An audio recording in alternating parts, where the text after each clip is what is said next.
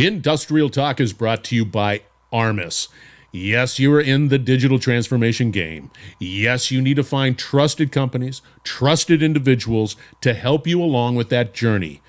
The Armis platform delivers complete asset intelligence. You know what that means? Insights into your connected assets. You're in the digital transformation game, you have to have that insights into what is connected. Go to armis.com, find out more. You will not be disappointed. Also, Industry IoT Consortium. At Industrial Talk, we always talk about education. We always talk about collaboration. We're always talking about innovation. And if you're a business that has any desire to be resilient to the future, you need to be able to educate, collaborate, as well as innovate with other industry professionals. That's a must. Industry IoT Consortium brings that all together. You need to be a part of this community. You need to be connected with these leaders that are all a part of the Industry IoT Consortium. Go out to iiconsortium.org, find out more. Again, you will not be disappointed. You're just going to be happy. All right, once again, thank you very much for joining Industrial Talk. And you will tell by the noise in the background, we were on site. On this interview, on site at IoT Solutions World Congress. You need to put that on your bucket list to attend in 2023. By the way, end of January, first part of February, Barcelona is the location. We're talking to Matt Hatton. Pretty cool name, right? Matt Hatton. And he is the founding partner at Transforma Insights. And what makes Transforma Insights, with an A, Transforma Insights so interesting is because in this world of digital transformation, you need sort of these Sherpas, these individuals that are really looking at the technology, looking at the analytics associated with it. Transforma Insight, Matt Hatton, Team Transforma Insight are doing that. So once again, you're going to hear a lot of noise in the background, but don't worry about it. Listen to what Matt has to say. Enjoy the conversation.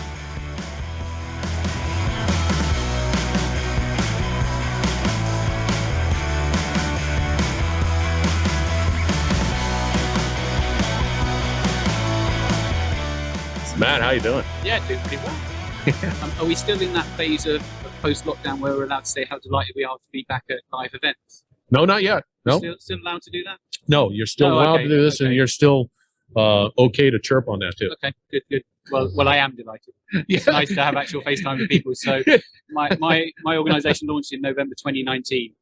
So we had about 3 or 4 months of normality, and then 2 years of not being able to go anywhere and see anybody. So we're now just coming out of that, which is obviously. So this is sort of funny because the way I see it is that every time I came to this event, that pre-COVID or pre-pandemic or pre-whatever, I was always fascinated with the velocity of way the technology is just going faster. And in this 2 years where we haven't been able to get together, it still happened, but a lot of people just sort of shut down. A lot of companies sort of backed off, and there was still this tremendous tsunami of incredible thinking and innovation and proceeding forward. It's amazing. IoT has definitely not stood still in the intervening couple of years. That's for absolutely sure. In fact, funnily enough, I was talking at an event probably late 2019, and I was saying how it felt like there was a little bit of a slowing down in the market, a little bit slowing down in the technology development. So artificial intelligence, right? Artificial intelligence talk about AI winters, right? Where there's a bit of a lag between the new technology coming in and the adoption. And it takes a little bit of time for it to bed in, to make use of the arrival of whatever the latest technology is. Yep. And I think the same is true, has been true of IoT. It's there was in the 2010 to 2015 time period, there was a lot of development. You've got this platformization with software platforms making it much easier to develop applications. You've got new technologies arising, and a whole new set of tools came available. And then the 4 or 5 years immediately after that, it was a bit of a bedding in period. There wasn't the really exciting and groundbreaking and earth-shattering new technologies that are cropping up. But it seems like we've accelerated back out of that again. The last couple of years have been pretty exciting. It has. And are you speaking here at this event? I am, yes. So I've got a session tomorrow, where I'm talking through our IoT market forecast, which is about how many billions are connected this and millions are connected that will be in the world. And then in the afternoon, I've got a panel where I talk about innovation, what organizations that are adopting technology need to do in order to really take advantage of it. What do they need to do with their internal processes, with their horizon scanning? How do you know what technology is out there? How do you get to grips with that? So that should be a pretty interesting session. Yeah, and we start talking about it, and one of the things, and I think this is an important component to consider, is this all great? We can collect data, right? We can do all of that, and that's all wonderful and dandy, and we can. And if you're into data analytics, you have a bright future. But what was interesting, and it's sort of an aha moment, you need to connect it, right? Mm-hmm. You need to figure out how to connect it. It's one thing to stick it out there, but then you need to connect it. What type of technologies are you looking at from a connection perspective? And I know that you filled out something, but help the listeners understand, like that low battery type stuff, the satellites, what's taking place there, all of that good stuff. Yeah, so some of the technologies that have, as discussed, accelerated things away in the last few years. There's been a bedding in of these low power wide area technologies that actually got developed in that sort of 2012, 2013 and before kind of time frame. But we've seen much more rapid takeoff in LoRaWAN. We've seen narrowband IoT networks being rolled out, LTE-M networks being rolled out by the carriers. And that's pretty exciting because it brings down the barriers to entry. You've got a device which can operate on a battery for maybe 5 to 10 years, which opens up use cases that otherwise wouldn't have been addressable. So that's pretty exciting. Now, and these technologies are unashamedly low bandwidth, right? So you might only get a few kilobits a second of connectivity out of it. But for a lot of IoT applications, that's absolutely fine. That's all you need. But at the other end of the spectrum, you also got now 5G coming into the IoT space, and they're making a big play for IoT. You're a 5G skeptic? No. I'm not smart enough to be any type of skeptic. I am just fascinated because people see what I do here. A lot of words, and a lot of words that involve 5G, a lot of words that involve around, data capturing, everything around it. And I'm all fine and dandy. For the 5G conversation, can you just sort of level set on why it's cool tech and it's going to happen? Why it's important? Yeah. 3 things really.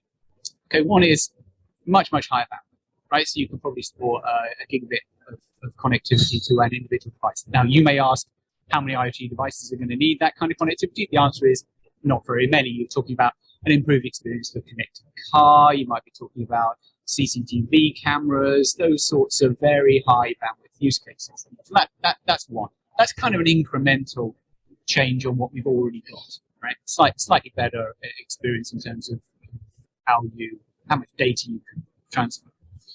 Then you've got this concept of ultra reliable, low latency communications.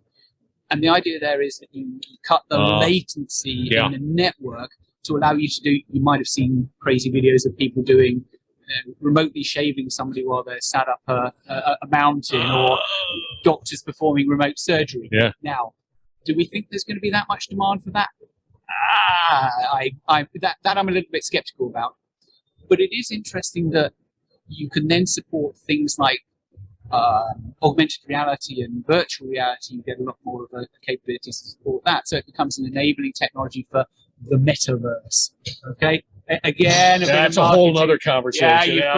You've probably eyes glazing over a little bit discussion of Metaverse, but it's kind of interesting. And, but let's venture into the moral component of it. There are going to be people that are just theoretically going to get lost in the Metaverse. Yeah. Like the human person. Now, for me, I'm not sure if I'm into that by no means, but it's just the way it just. I agree.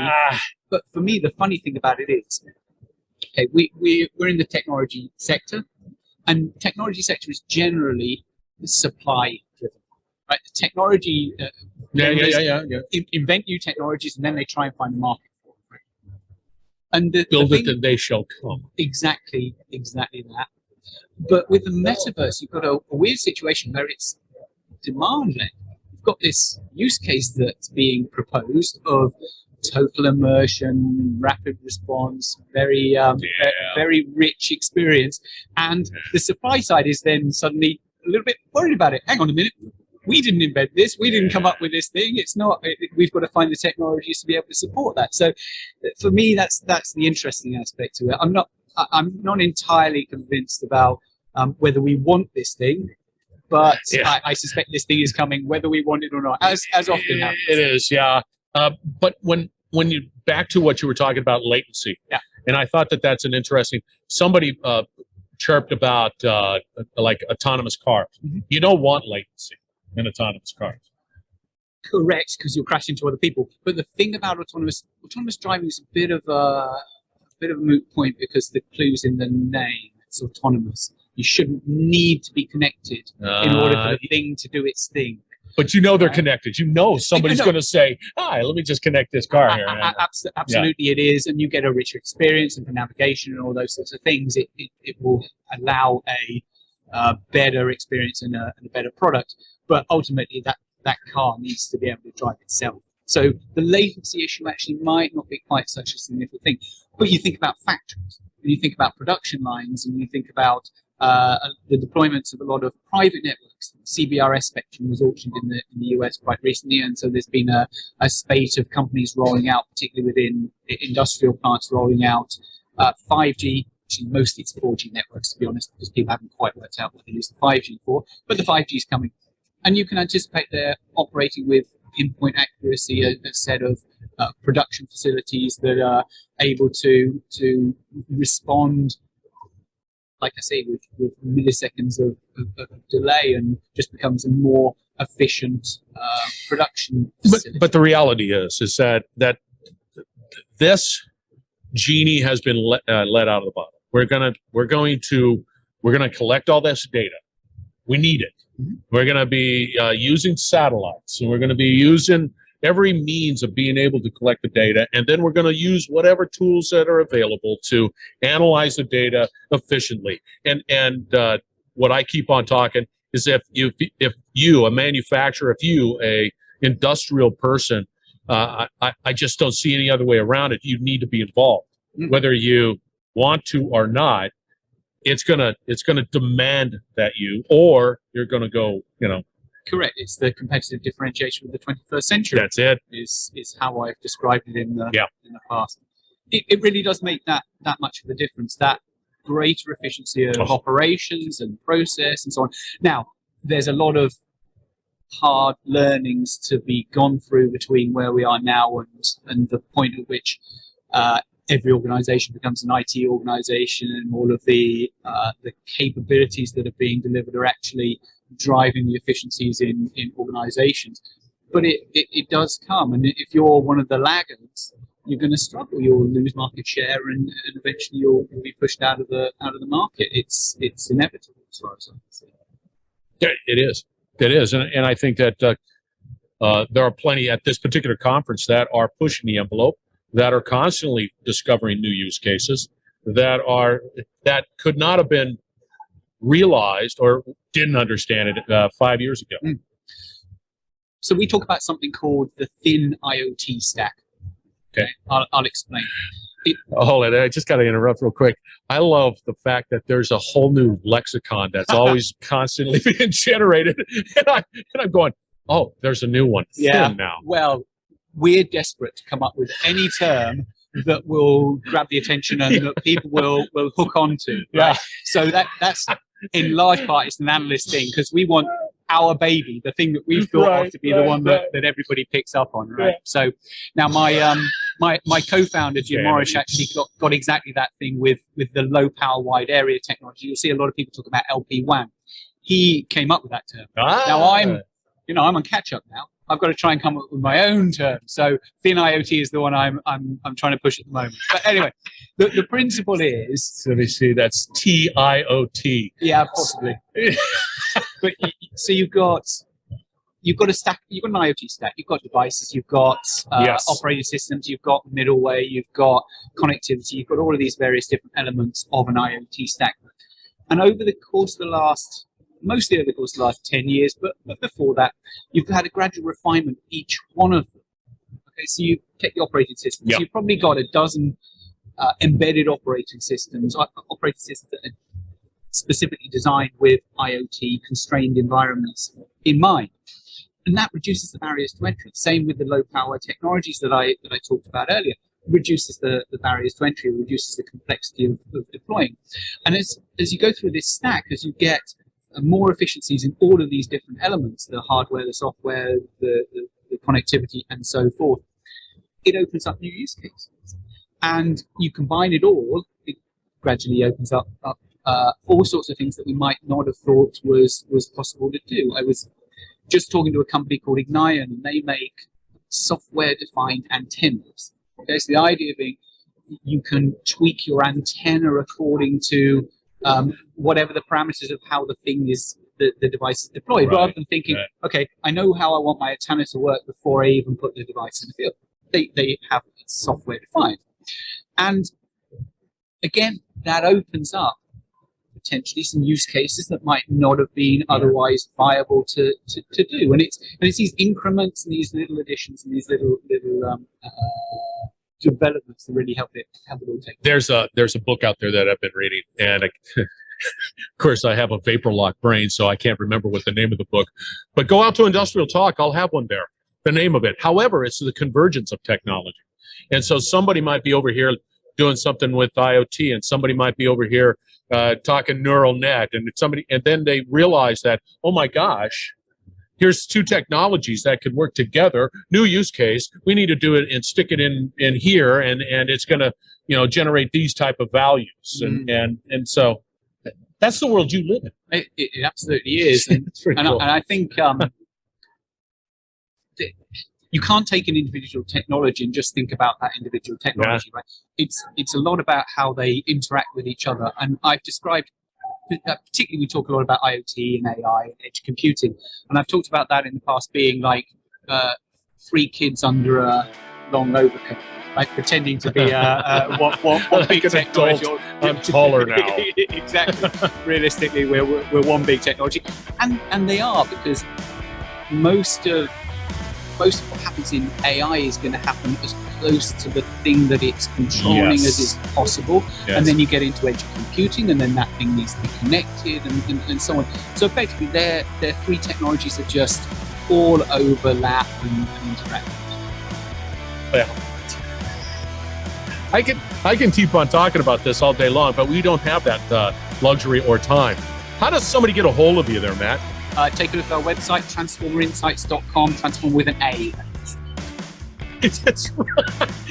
That's a whole point that out. Let me just sort of put this. This is another challenge that happens within industry. They've got to try to find the URL, and it has to be sort of this blending of different needs that communicates what we do, yet nobody knows how to spell. But that doesn't matter, because we're in the world of innovation.